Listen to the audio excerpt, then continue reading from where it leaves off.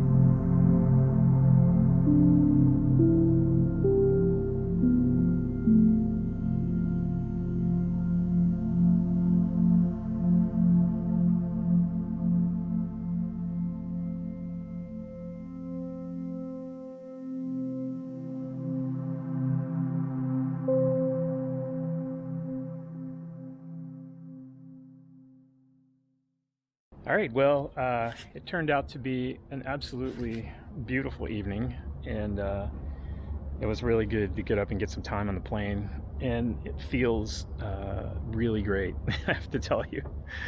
Next video, I think what I'll do is just give you guys just kind of a recap of everything that took place, like up to this point, and it just explains experimental aircraft. So yeah, so that was fun. I hope you enjoyed the video, and as always, I'll catch you later. See you in the next one.